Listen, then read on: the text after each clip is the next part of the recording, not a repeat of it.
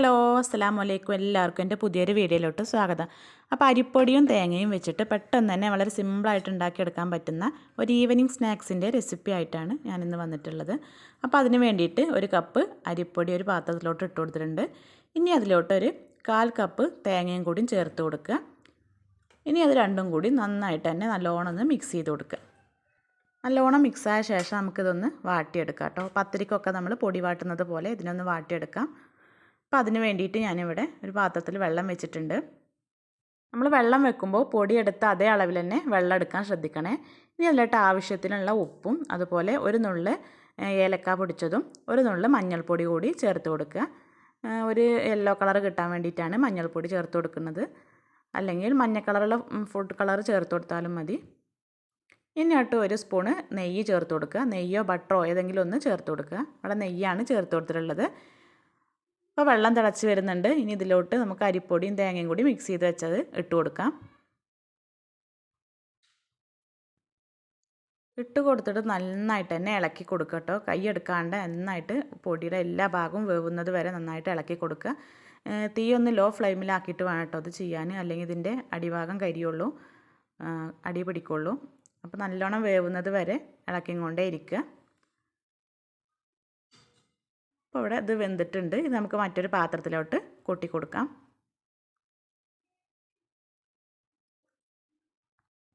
ഇനി ഇതിനെ നല്ലോണം ഒന്ന് കുഴച്ചെടുക്കുക കേട്ടോ.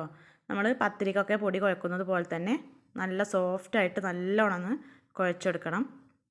അപ്പോൾ ഞാനിവിടെ കുഴച്ചെടുത്തിട്ടുണ്ട്. നല്ല സോഫ്റ്റായിട്ട് തന്നെ കുഴച്ചെടുത്തിട്ടുണ്ട്. ഇനി കയ്യിൽ അല്പം നെയ്യോ അല്ലെങ്കിൽ എണ്ണയോ ചേർത്തിട്ട് ഇതിന് ചെറിയ ചെറിയ പീസുകളെടുത്ത് നമുക്ക് ഇഷ്ടമുള്ളൊരു ആകൃതിയിലാക്കിയിട്ട് ഇഷ്ടമുള്ളൊരു ഷേപ്പിലാക്കി എടുക്കാം കേട്ടോ. അപ്പോൾ ഞാനിതുപോലെ ചെറിയ ചെറിയ ഉരുളകളാക്കിയിട്ടാണ് എടുത്തിട്ടുള്ളത്. അപ്പോൾ നിങ്ങൾ ഇങ്ങനെ തന്നെ ചെയ്യണമെന്നില്ല, ഇഷ്ടമുള്ളൊരു ഷേപ്പിലാക്കി മാറ്റിയെടുക്കാം. അപ്പോൾ ഞാനിവിടെ എല്ലാം അതുപോലെ ചെറിയ ചെറിയ ഉരുളകളാക്കിയിട്ട് എടുത്തിട്ടുണ്ട്. ഇനി നമുക്കിതിനെ ഒന്ന് ഫ്രൈ ചെയ്തെടുക്കാം. അപ്പോൾ ചട്ടി ചൂടായ ശേഷം ഇതിലോട്ട് ഓയിൽ ഒഴിച്ചെടുക്കുക. ഞാൻ സൺഫ്ലവർ ഓയിലാട്ടോ എടുത്തിട്ടുള്ളത്. അപ്പോൾ എണ്ണ ചൂടായ ശേഷം ഇതിലോട്ട് ഓരോന്നായിട്ട് ഇട്ട് കൊടുക്കുക.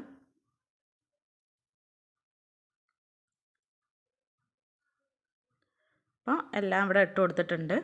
ഇനി ഇത് 2-3 മിനിറ്റ് കഴിഞ്ഞതിന് ശേഷം രണ്ട് ഭാഗം നന്നായിട്ട് തന്നെ ഇളക്കി കൊടുക്കണം കേട്ടോ. അപ്പോൾ ഇതിവിടെ ക്രിസ്പി ആയിട്ടുണ്ട്, വെന്തിട്ടിട്ടുണ്ട്. അപ്പോൾ നമുക്കിത് കോരാം. ഇനി ബാക്കിയുള്ളതും ഇതുപോലെ തന്നെ ഇട്ട് കൊടുക്കുക. ബാക്കിയുള്ള എല്ലാം ഇതുപോലെ ഇട്ടിട്ട് ഫ്രൈ ആക്കി എടുക്കാം. അപ്പം നല്ല ക്രിസ്പി ആയിട്ട് തന്നെ കിട്ടിയിട്ടുണ്ട്. അപ്പോൾ നമുക്ക് കണ്ടാൽ തന്നെ അറിയാം.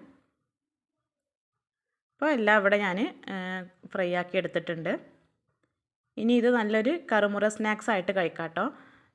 അതല്ലെങ്കിൽ കുറച്ച് മധുരമൊക്കെ ചേർത്തിട്ട് അങ്ങനെയും കഴിക്കാം. അപ്പോൾ അതിന് വേണ്ടിയിട്ട് ഞാനിവിടെ ഒരു പാത്രത്തിലോട്ട് 1 കപ്പ് പഞ്ചസാര ഇട്ട് കൊടുത്തിട്ടുണ്ട്. ഇനി ഇതിലോട്ട് 2 സ്പൂണ് വെള്ളം ഒഴിച്ച് കൊടുക്കുക. വെള്ളം ഒഴിച്ച് കൊടുത്തിട്ട് നന്നായി മെൽറ്റായിട്ട് വരുന്നവരെ നന്നായിട്ട് തന്നെ ഇളക്കി കൊടുക്കുക. അപ്പോൾ ജസ്റ്റ് ഒന്ന് മെൽറ്റായിട്ട് വന്നിട്ടുണ്ട്. ഇനി ഇതിലേക്ക് ഒരു 1/4 കപ്പ് അളവിൽ പാലും കൂടി ഒഴിച്ചു കൊടുക്കുക.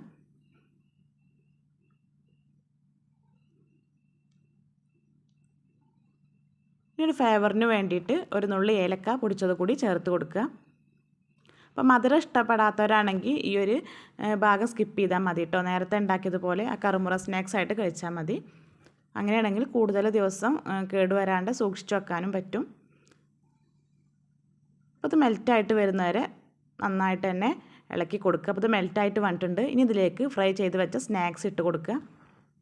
ഇതിൻ്റെ എല്ലാ ഭാഗങ്ങളിലും മധുരം പിടിക്കുന്നത് വിധത്തിൽ നന്നായിട്ട് തന്നെ മിക്സ് ചെയ്ത് കൊടുക്കുക. പെട്ടെന്ന് തന്നെ തീ ഓഫ് ചെയ്യുക കേട്ടോ.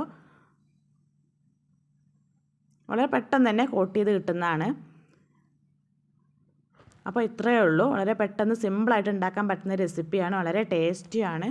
അരിപ്പൊടി കൊണ്ട് ഉണ്ടാക്കിയെന്ന് പറയുകയല്ല, അത്രയും ടേസ്റ്റിയാണ്. കുട്ടികൾക്കൊക്കെ ഇത് വളരെ ഇഷ്ടമാവും.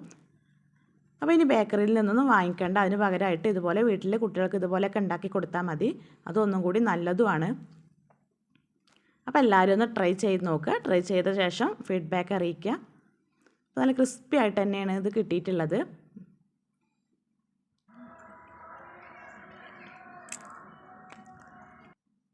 അപ്പോൾ ലൈക്ക് ചെയ്യുക, ഷെയർ ചെയ്യുക, സബ്സ്ക്രൈബ് ചെയ്യാത്തവരാണെങ്കിൽ സബ്സ്ക്രൈബ് ചെയ്ത് അടുത്തുള്ള ബെല്ലൈക്കൺ ഓളെന്ന് കൊടുക്കുക. എങ്കിലേ ഞാനിടുന്ന വീഡിയോകളുടെ നോട്ടിഫിക്കേഷൻ നിങ്ങൾക്ക് കിട്ടും. അപ്പോൾ ഇനി അടുത്തൊരു വീഡിയോയുമായിട്ട് വീണ്ടും വരാം. ഇൻഷാ അല്ലാ. അതുവരേക്കും അസ്സലാമു അലൈക്കും.